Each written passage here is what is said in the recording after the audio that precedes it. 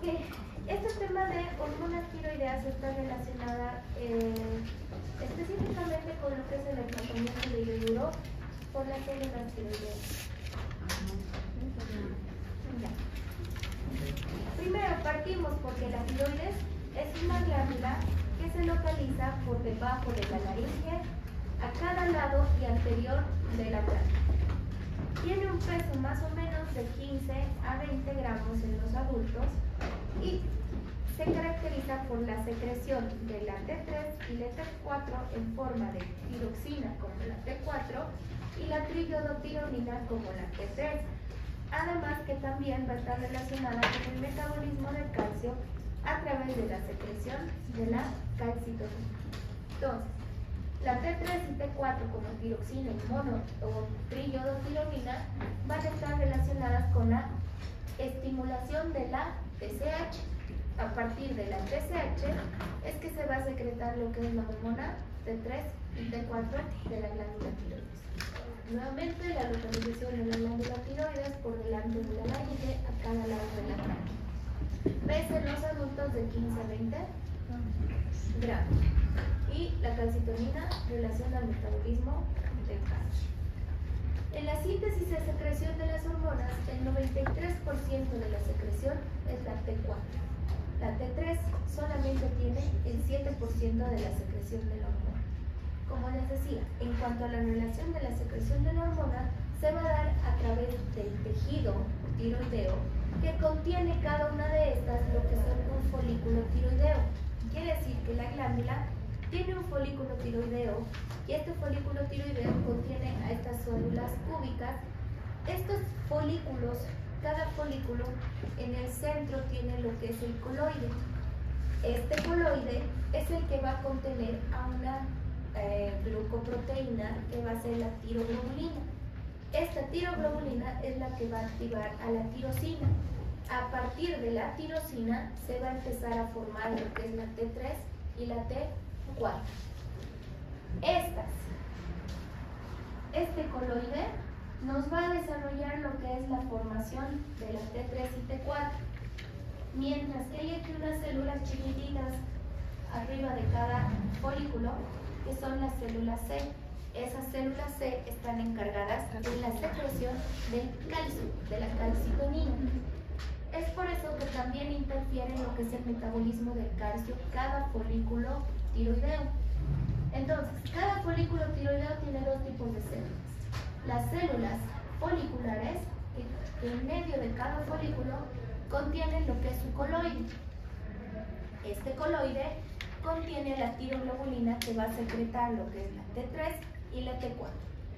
Y las células C, que también pertenecen a lo que es el tejido tiroideo, van a ser las encargadas de la secreción de la calcitonina.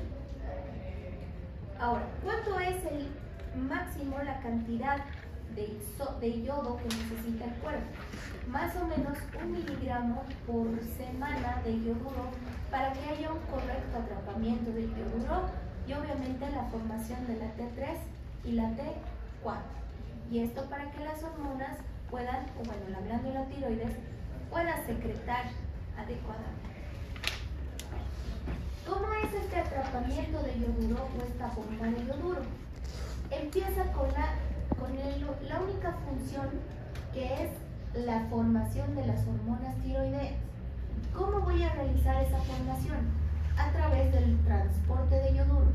¿Cómo se da el transporte de yoduros? Ingresa una molécula de yodo por la membrana basal de cada folículo, de cada célula folicular. De esta membrana basal ingresa una molécula de yodo acompañada de 2 moléculas de sodio. Al ingresar una molécula de yodo con 2 moléculas de sodio, al interior de esta célula, van a ver que la maquinaria de esta célula, específicamente el retículo endoplasmático rugoso y el complejo de Golgi, van a hacer el atrapamiento de este yoduro y van a dar a la formación de la monoyodotironina, que más adelante, por el atrapamiento y el acoplamiento de estas moléculas, va a dar origen a la triiodotironina, o tirosina y a la tiroxina por atrapamiento de las moléculas formadas. Una vez que este yoduro ingresa al centro de la célula con las dos moléculas, va a empezar a ver el importador del yoduro del sodio, que es el que va a permitir el paso del yoduro hacia la maquinaria de la formación de la tiroides.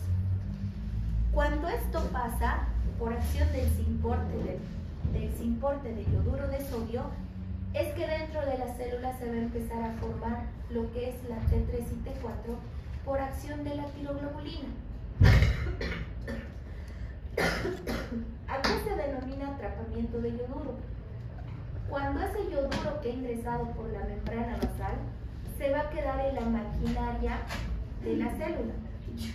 A eso se lo conoce como atrapamientos de yoduro. Una vez que ya se ha formado la cantidad necesaria de yodo, además que ya se ha eliminado, ya se ha absorbido por medio del retículo endoplasmático rugoso y el complejo de Golgi la cantidad que necesita, el yodo restante se va a eliminar por la capa apical de la célula.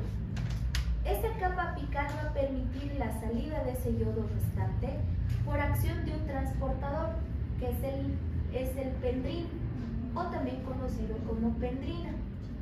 Este pendrino o pendrina va a ser como un transportador que el yodo que no se ha utilizado en la célula se elimina.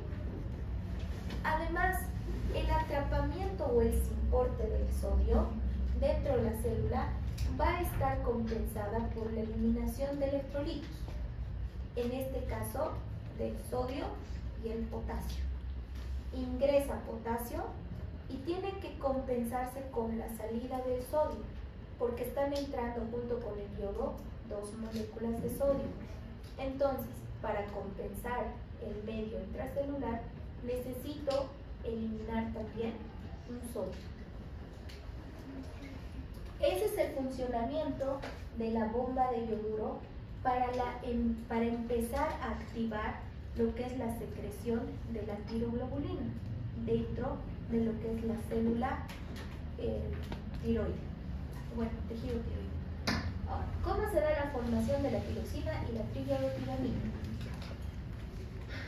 La tiroglobulina que se encuentra en el coloide de cada folículo tiroideo contiene la tiroglobulina, y esta tiroglobulina va a contener a la tirosina, y esta tirosina va a ser el principal componente para que inicie la formación de la T3 y la T4.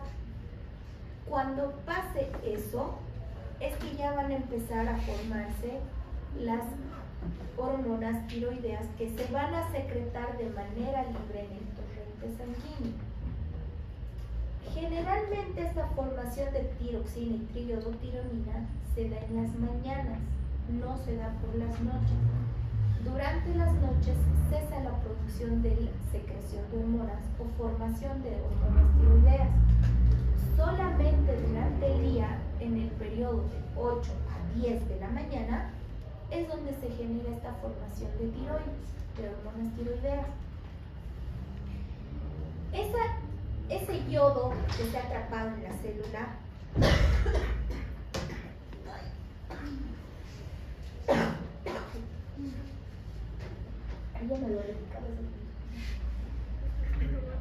ese yodo que se ha quedado en la célula va a ser la que va a activar a la tiroglobulina.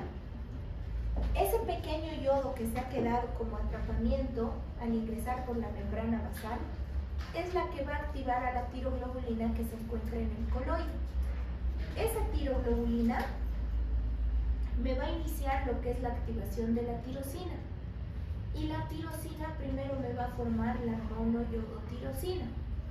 Esa monoyodotirosina se va a acoplar y va a buscar la formación de una nueva monoyodotirosina, es decir, va a buscar a alguien que se parezca a él. Buscan, se encuentran y forman la diyodotirosina. Pero ¿y cómo se forma? La tri y la tirosina. La triyodotironina va a ser la unión de una monoyodotirosina que se va a acoplar a una diyodotirosina, lo que nos va a dar la triyodotirosina. Y la tiroxina va a ser el acoplamiento de dos moléculas de diyodotirosina. 2 más 2, 2 más 1. Difícil. Matemáticas, sí, matemáticas. Dale contar. Entonces, ¿quién activa a la tiroglobulina? Mi molécula de yodo que queda atrapada por el ingreso de la membrana basal. Se activa, ingresa, se queda atrapada hasta que va a activar a la tiroglobulina. La activa la tiroglobulina va a activar a la tirosina y la tirosina me va a empezar a formar moléculas únicas de tirosina que se van a acoplar y me van a dar la T3 y la T4. ¿Y cómo voy a liberar esta tiroxina y esta triyodotironina? La tiroglobulina no la voy a eliminar a la sangre porque necesito que un yodo me active dentro de la célula. Si no me activa dentro de la célula no me sirve. Entonces no necesito que esté en el torrente sanguíneo. ¿Quiénes sí se van a encontrar de manera libre en el torrente sanguíneo? La T3 y la T4 se encuentran libres en todo el torrente sanguíneo por un tiempo de más o menos horas o minutos. Puede ser incluso hasta 12 horas que puede estar libre en todo el torrente sanguíneo.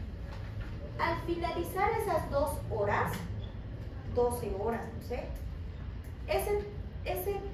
esa hormona que se ha formado se elimina porque no la está usando. Pero ¿qué pasa cuando la necesito? Se va a acoplar a proteínas de transporte del hígado, que en este caso va a ser la albúmina, la proteína, la globulina fijadora de tiroxina, la prealbúmina fijadora de tiroxina y la albúmina, las que van a poder llevar esta hormona al tejido que necesita funcionar gracias a la hormona tiroides. Mientras tanto, están libres en todo el torrente sanguíneo.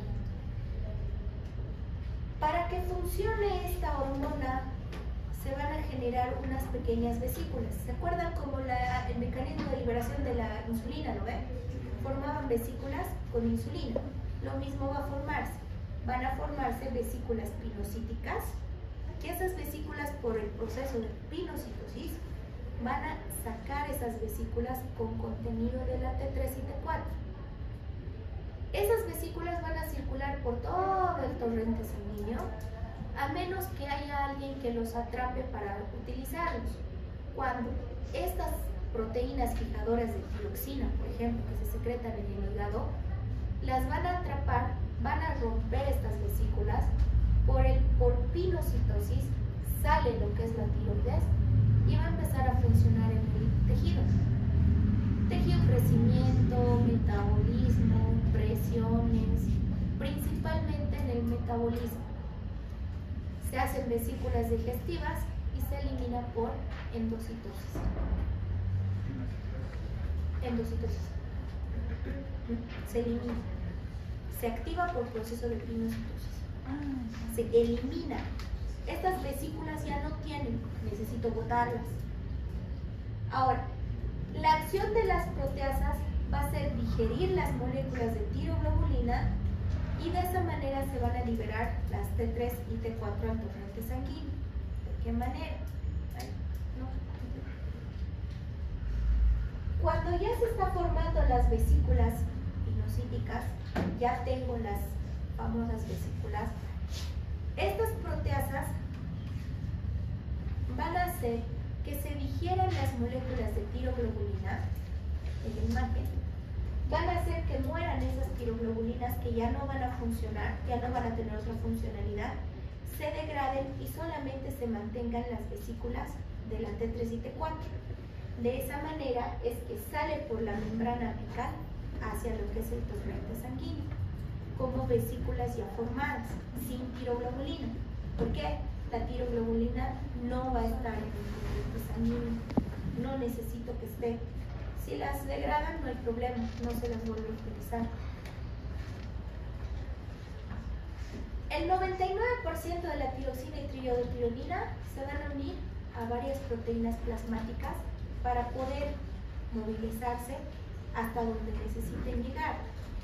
Estas proteínas plasmáticas de transporte son principalmente secretadas en el hígado. ¿Cuáles son? La globulina fijadora de tiroxina, la prealbúmina fijadora de tiroxina y la albúmina, de las cuales la más común es la globulina fijadora de tiroxina, que es la más común y es la que va a funcionar mejor.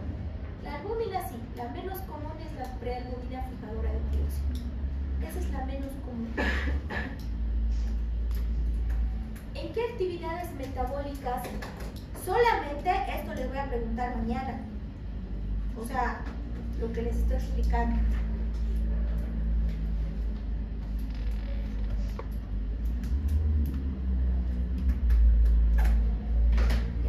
Entonces, ¿cuáles son las actividades metabólicas de estas hormonas tiroideas? Hay una parte de su libro donde les habla de la parte genética de las tiroides. Eso con el doctor del libro. Hay una parte en su libro donde habla de la parte genética de la hormona tiroidea. Eso tenían que revisar con el doctor, ¿no? Por si acaso. Sobre el ingreso de la T3, T4 a la célula y eso. Ahora, ¿cuáles son las actividades metabólicas de las hormonas tiroideas? Está relacionada con el aumento y el tamaño de las mitocondrias. ¿Qué pasa? Si las mitocondrias me aumentan de tamaño y número, me generan más ATP, es decir, energía. Si me aumentan energía, mis células van a empezar a desencadenar mayor producción de T3 y T4. Y si generan mayor producción, ¿cómo van a estar mis niveles hormonales de T3 y T4? Se elevan, lo que me va a desencadenar el hipertiroidismo. Efecto de la hormona sobre el crecimiento. Si produzco menos producción de T3, T4, me van a hacer o va a generarse un hipotiroidismo. Si genero más, me va a generar. ¿Está dudando aquí? Mira. ¿Por qué tienen clases aquí? Sí, está aquí esperando.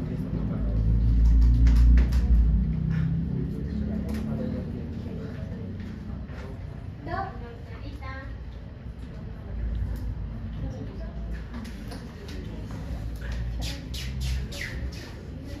Esta genética. Eso es lo que dice. Lo apago y